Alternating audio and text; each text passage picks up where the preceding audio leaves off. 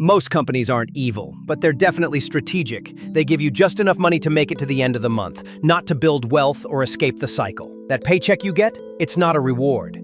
It's a leash. It buys your time, your focus, and often your future. You work hard, get paid, and then it's gone. Most people don't even make it past the first week without dipping into overdrafts or credit cards.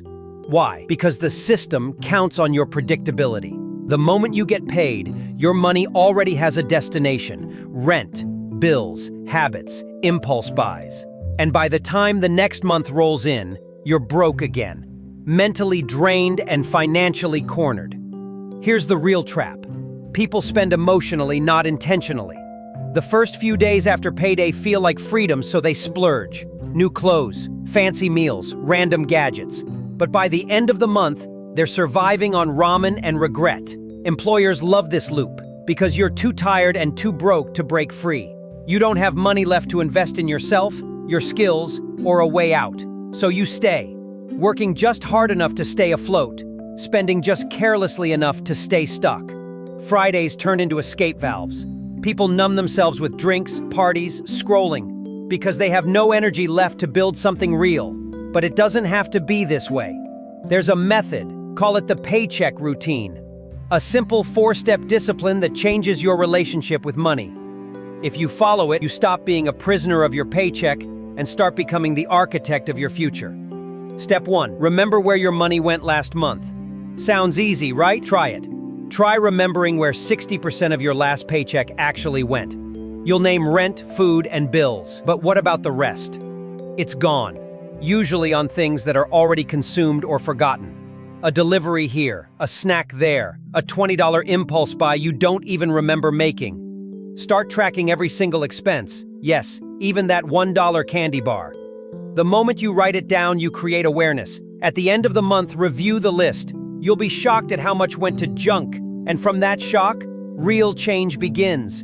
This awareness alone can cut your expenses by 10% in the first month, then another 10% the next. Without earning more, you start keeping more. And with every dollar saved, you build leverage. But awareness isn't enough. You need a plan.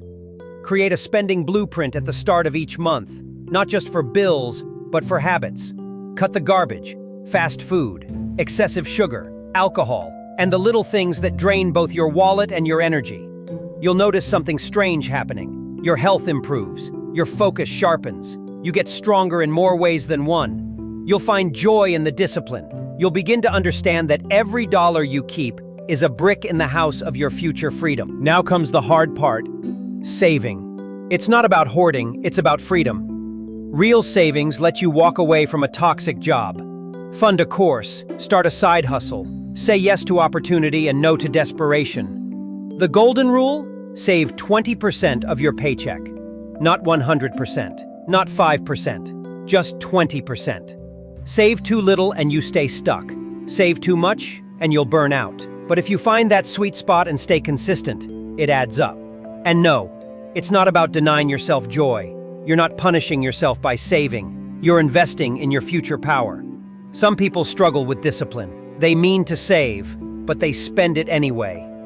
Temptation is everywhere. Ads, offers, influencers. Everything screams, buy now or miss out. That's where the 3-day rule comes in. When you want to buy something, wait 3 days. If you still want it, fine. But most of the time, that urge disappears. This rule alone can save you thousands per year. If you struggle to stick with it, get help. Give your 20% savings to someone you trust. Ask them to hide it. Make it physically unavailable. No access equals no impulse spending. If you've got no one to help, turn to the market. Invest it, even $10. Real estate, index funds, peer lending, anything that puts your money to work. You don't need a finance degree, just curiosity and discipline. The more you study money, the more it opens doors for you. Money loves clarity. It loves structure. It multiplies when treated with respect. And the sooner you begin, the stronger your financial engine becomes. You're no longer just earning, you're multiplying. Now, with savings secured, focus on the essentials. Rent or mortgage, pay it immediately. Shelter is stability. Delay it and your financial house collapses. Utilities, pay them too. Electricity, water, internet, these aren't luxuries.